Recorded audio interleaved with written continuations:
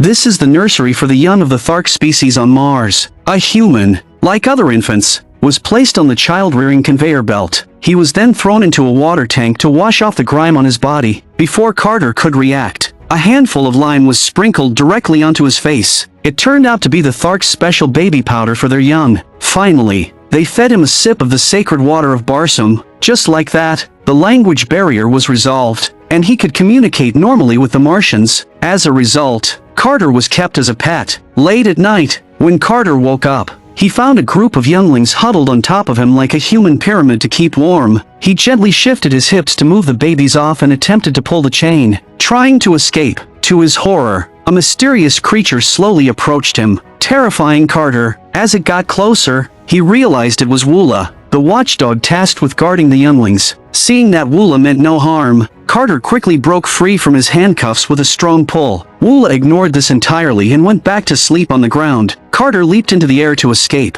but when he turned around, he was stunned. Woola had somehow teleported right beside him. It used its enormous head to nudge Carter back to his place. Panicked, Carter kicked with all his strength, trying to get away. However, Woola clung to him like a stubborn dog, refusing to let go. Despite Woola's goofy appearance, its speed was anything but slow. No matter how high Carter jumped, Woola always managed to predict his landing spot a second ahead of time. Carter was dumbfounded and realized this dog was his biggest obstacle to escape. With no other options, Carter mustered all his strength and jumped into the tallest tower. Inside, the Tharks were having a party. To his surprise, he noticed a mysterious silver medallion, which could return him to Earth, hanging on the leader's waist. Just then, Woola burst into the room, barking loudly at Carter. This disrupted the Tharks party, and Woola was promptly beaten by the Tharks. Carter jumped down into the crowd, and with a single punch, he killed a Thark. This shocked the leader, who couldn't believe Carter had such immense strength. The leader then became enraged at Carter for killing one of his people. As Carter started to wonder if he had superpowers, all the Tharks attacked him at once. Despite his strength, Carter was quickly overpowered by the mob. The next day, Carter was tied to a post in the square, awaiting the barbarian tribe's punishment. However, it wasn't Carter who was punished, but Sola, who had adopted him.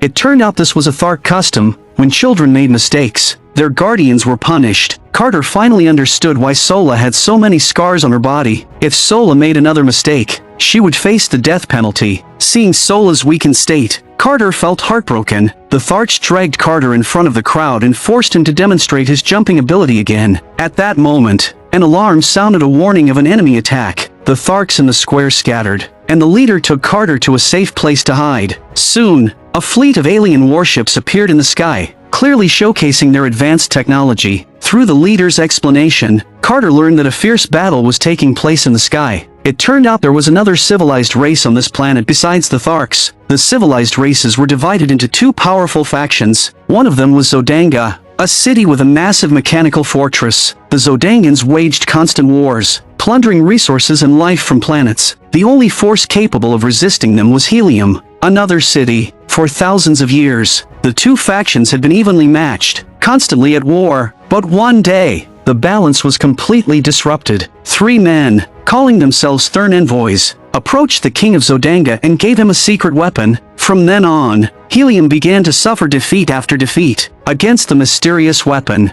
Helium's forces stood no chance. In the palace of Helium, the princess, Dejah, a scientist, conducted research. She discovered an energy device based on the ninth ray. This ray was the source of the Zodangan king's secret weapon, but just as Dejah was about to succeed, the Thern envoys sabotaged the device. The Thern envoys, with their boundless power and mastery of the ninth ray, had already conquered multiple planets. Now, they had given this secret weapon to the Zodangan king to stop Dejah from uncovering the ninth ray's secrets. Dejah's father, knowing they couldn't resist the Zodangan forces, arranged for her to marry the Zodangan king to seek peace. However, Dejah refused and led her troops to fight Zodanga head-on. The Zodangan king used the ninth ray, instantly obliterating Helium's army. The Tharks watching from below cheered wildly. With the ninth ray in his grasp, the Zodangan king quickly subdued Dejah's fleet. As the Zodangan king searched among the captives for Dejah, she secretly boarded another warship, hoping to escape. However, the enemy quickly discovered her, and the close proximity of the ships caused a violent collision. Dejah was thrown out of a window by the impact, plummeting from the sky. Watching from below, Carter realized that Dejah, the Helium princess, was a human, he leaped into the sky, catching Dejah and landing safely with her. This act enraged the Zodangan army. They charged at Carter, but he didn't want to be caught. He jumped into the air and headed toward the enemy warship, leaving Dejah in awe. Carter stormed into the Zodangan ship, easily defeating the guards. He grabbed a cannon and used it to attack the enemy fleet. Enraged by the destruction of his ships, the Zodangan king prepared to use the ninth ray. However, the Thern envoy stopped him, wanting to capture Carter alive. The Zodangan king led his troops to confront Carter personally. The two engaged in a fierce battle. Though Carter was powerful, he was unfamiliar with the combat style and environment. In the confined space, he was quickly overpowered, with a blade pressed to his throat. At the critical moment, the Tharks, unwilling to see their pet subdued, launched an attack. Carter seized the opportunity to escape the warship. With two powerful jumps, he safely landed on the ground. This act inspired the Tharks, who destroyed one of Zodanga's warships in a frenzy. Fearing the relentless barbarians, the Zodangan king retreated. After the victory, the Tharks flocked to Carter, acknowledging his bravery. Dejah, impressed by Carter's abilities, chose to remain as the Tharks' captive. The leader, in recognition of Carter's valor, gave Dejah to him as a prize. He also invited Carter to join their army as a warrior of the Tharks. Carter initially refused, but the leader threatened to kill Dejah, forcing Carter to agree. Night fell, and the Thark warriors were looting the spoils of war. Meanwhile, Dejah, who had just been rescued, observed Carter with curiosity. It was the first time she had seen a man who could jump so high. She thought to herself that this young man's extraordinary physique might make him worth recruiting. If her people could learn this ability, Helium might be able to turn the tide of war. However, Carter explained that his ability was not a skill. He mentioned that in his homeland, their ships sailed across endless oceans. Hearing this, Dejah looked puzzled. Where could an ocean possibly exist on this planet? Dejah then began explaining the basic knowledge of this planet to Carter. Only then did he finally realize that he had somehow traveled to Mars. This revelation left him utterly shocked. Dejah, intrigued,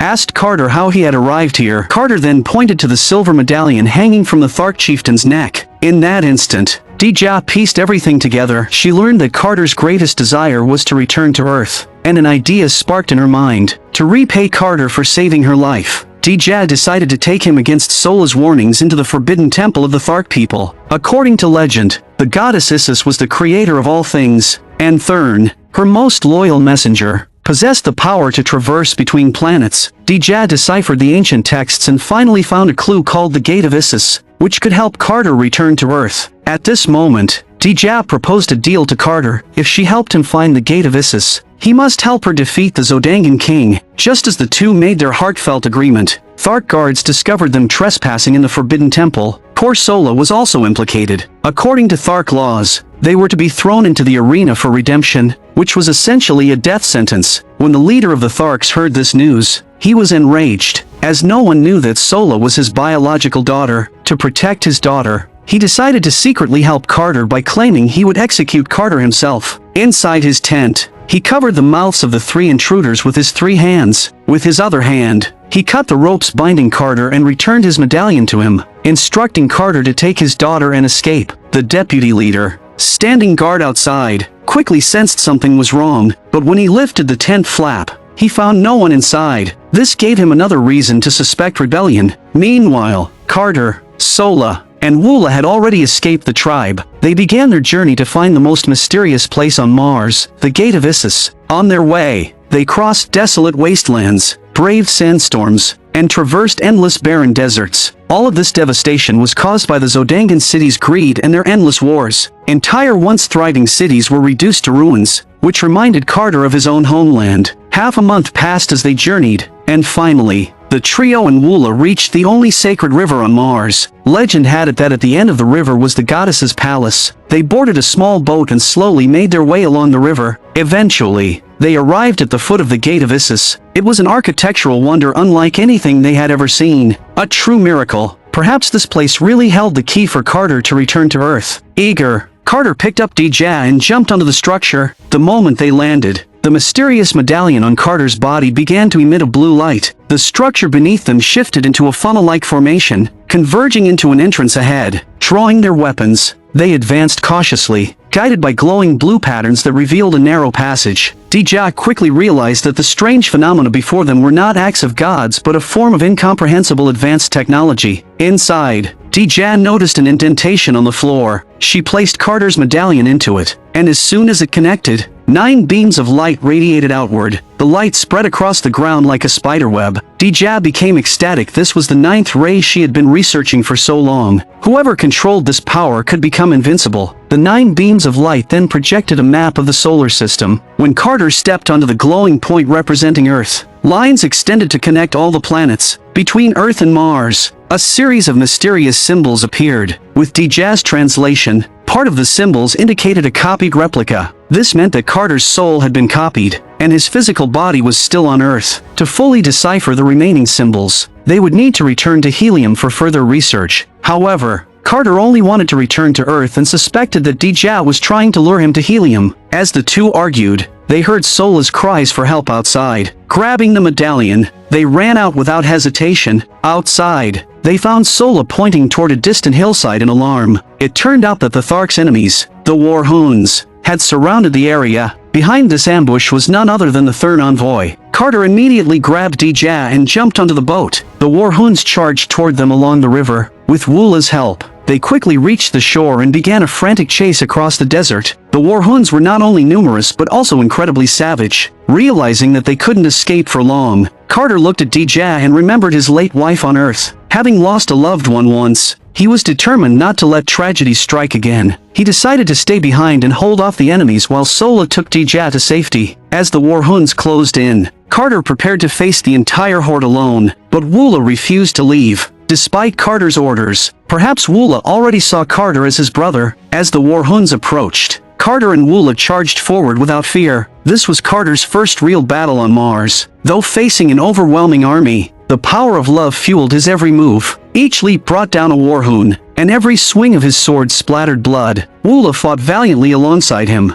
holding off a portion of the enemies. During the battle, Carter recalled memories of his wife and child as he wielded his sword. However, the relentless War Huns kept coming, surrounding Carter completely. From a distance, Sola and Dejah watched in anguish. Carter's arms grew weaker with each swing, and eventually, he collapsed under the horde. At the critical moment, an Imperial warship appeared in the sky, firing several missiles at the War Hun army below. Some of the War Huns were instantly obliterated, and the rest fled in terror. This was the absolute power of advanced civilization over a barbaric one, and it came from Helium's warships. Dejah rushed to the scene and found that her father had arrived to rescue her and the unconscious Carter. However, the Zodangan king unexpectedly emerged from the warship. Dejah, filled with rage, grabbed a weapon and charged at him, intent on killing him, but her father stopped her. The king proposed that Dejah marry the Zodangan king to bring peace between the two nations. To demonstrate his sincerity, the Zodangan king came alone to make his proposal. He even handed Dejah his sword, symbolizing his desire to end their centuries of conflict. For the greater good, Dejah reluctantly agreed to the marriage, though it was a painful decision. In gratitude for Carter saving her life, Dejah brought him back to Helium to recover. At that moment, a guard entered the room. It turned out he had been sent by Dejah to assist Carter. He managed to orchestrate a situation where Carter could take him hostage. The two worked together to escape the guard's surveillance. Then, using Carter's leaping abilities, they jumped directly into Dejah's chamber. Inside, Dejah was trying on her wedding dress. Afterward, she dismissed everyone from the room. She asked Carter whether he would stay and fight for Helium for her or take the medallion and return to Earth. Dejah hoped Carter would say something, but to her disappointment, Carter hesitated, looking at the ring on Carter's hand and reading the emotions in his eyes. Dejah already knew the answer. Reluctantly, she handed the deciphered medallion back to Carter and taught him how to recite the spell. However, just as Carter finished reciting the spell, King Zodanga suddenly barged in. Dejah quickly turned around, but by then, Carter had vanished. Staring at the now empty room, Dejah assumed Carter had returned to Earth and couldn't help but feel a pang of sadness. Yet, as she turned around, she regained her usual proud demeanor. Unbeknownst to her, Carter, unwilling to part with Dejah, had leapt onto the overhead beams. However, he was soon discovered. The intruder unleashed the power of the 9th ray. instantly immobilizing Carter. The person revealed themselves to be none other than the hidden Thern envoy. The envoy revealed that they were well aware Carter was from Earth. He then disclosed that all the conflicts on this planet were orchestrated by the Therns. They intended for Mars history to unfold according to their pre-written script. He explained that Carter's arrival on Mars had given him superhuman abilities due to the planet's gravity and his different physiology, a factor they hadn't accounted for. Therefore, they couldn't allow Carter's unique powers to disrupt the established order. The Therns had the ability to change their appearance at will, making every effort to remain hidden and erase any trace of their existence. There were also Thern envoys on Earth, proving that their presence was everywhere. Earth's history, too,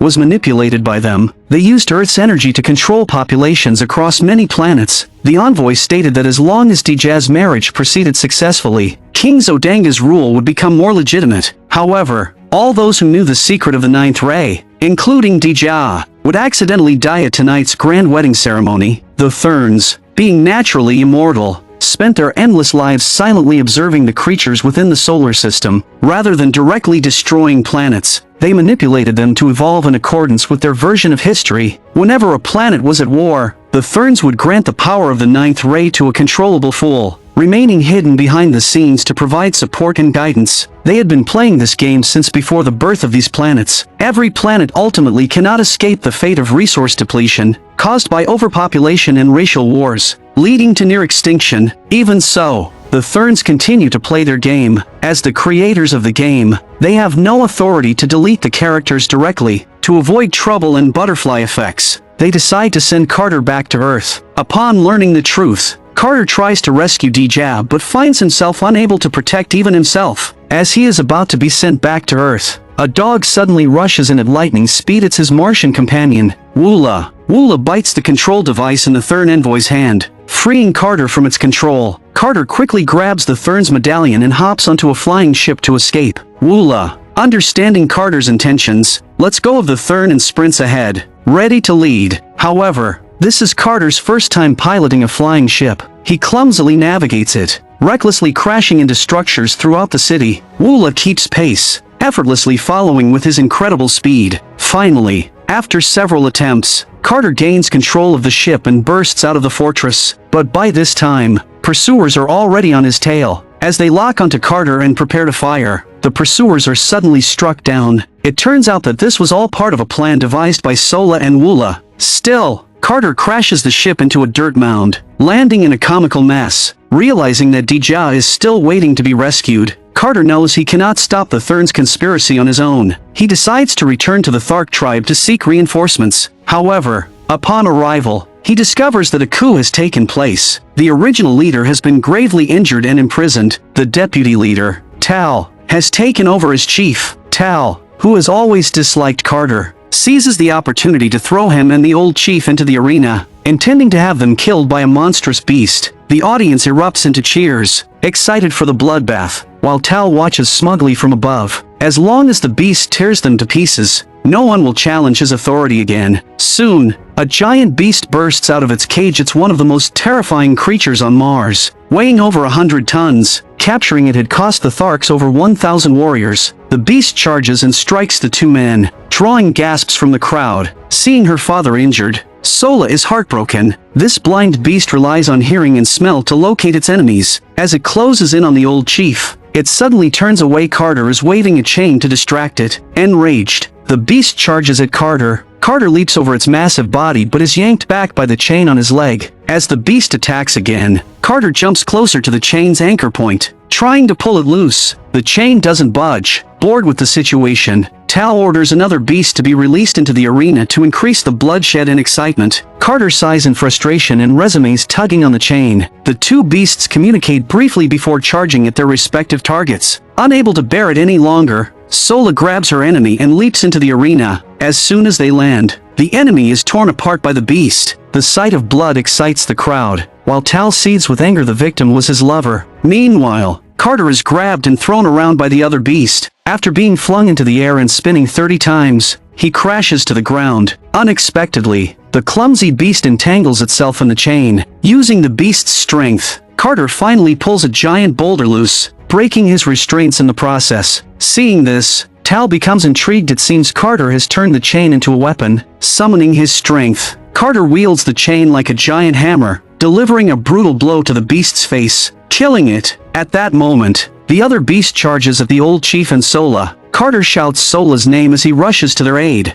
unlocking his ankle restraints in the process. Sola throws him a weapon, and together, they deliver a fatal blow to the beast. With both beasts defeated, Tal begins to panic. The entire crowd watches in silence as Carter slices open the beast's stomach and emerges covered in blood. At this moment, Carter's heroic performance earns him the title of the Tharks' Ultimate Warrior. The crowd erupts in cheers, chanting Carter's name. Seizing the moment, Carter strikes a commanding pose, rallying the audience. Provoked by Carter's challenge to his authority, Tal leaps down from the stands, but with a single blow, Tal is decapitated. Carter's bold move wins the crowd's full support once again. According to Thark tradition, Carter becomes the new leader. He immediately makes a decision to stop Zodanga. Leading a massive army, they march through the night, breaching Zodanga's walls with overwhelming firepower. However, upon entering, they find the city deserted. Sola captures a soldier, who reveals that the Zodangan king has moved the wedding to Helium to ensure its completion. After receiving a scolding from the old chief, Carter decides he can't wait any longer. He boards a ship to Helium, while the Tharks follow with reinforcements. Meanwhile, Dejah and the Zodangan king's wedding is reaching its final moments. If the wedding is completed, Dejah will become a pawn of war. As they prepare to drink the ceremonial wine, Carter bursts into the wedding hall. He exposes Zodanga's conspiracy. The Thern envoy, realizing their plan has been uncovered, orders the Zodangan king to launch an attack immediately. Revealing his true nature, the Zodangan king takes Dejah hostage and signals his army to attack Helium. The unprepared Helium defenders are quickly overwhelmed. Dejah uses her hairpin to stab the Zodangan king and is saved by Carter's timely intervention. The Zodangan king engages Carter in a fierce battle, harboring deep hatred for the man who has repeatedly thwarted him.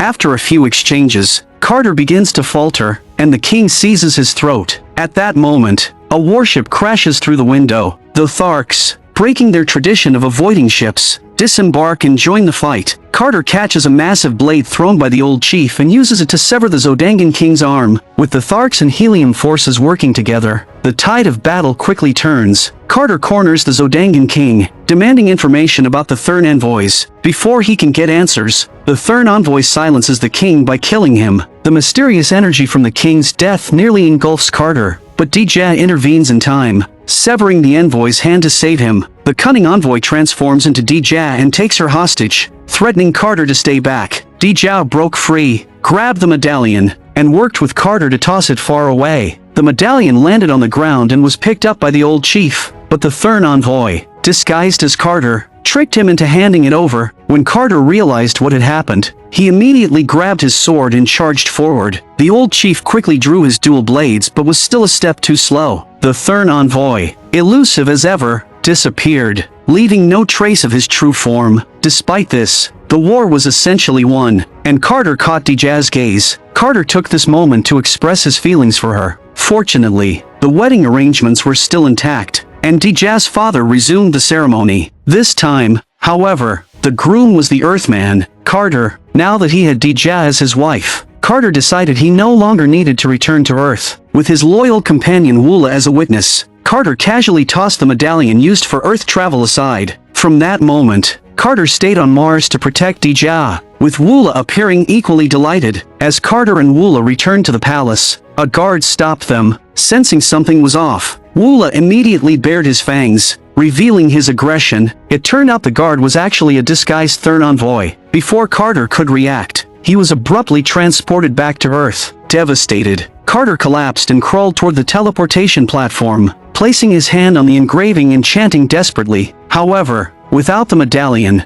he had no way of returning to Mars. Exhausted, Carter stumbled out of the cave. Looking up at Mars, he suddenly realized that if the Thern envoys had manipulated Earth, there must be another way to find a medallion here. For the next 10 years, Carter searched tirelessly for ruins but found no trace of the Therns. One day, at a mining site, a worker discovered a medallion. Carter quickly secured the artifact in a box and rushed back to his home, realizing that a Thern was likely watching him on Earth. Carter devised a plan. He summoned his most trusted nephew, left him an inheritance, and recorded everything in a journal for his nephew to read. After reading the journal, The nephew was shocked to learn the truth. He hurried to Carter's tomb, realizing his uncle's true intention was to protect his earthly body from being destroyed by the Therns. If Carter's earthly body was destroyed, his Mars counterpart would also perish. The nephew knew he needed to ensure his uncle's body was safe. Using the instructions left behind, he activated a hidden mechanism and opened the heavily secured door to the tomb. To his surprise,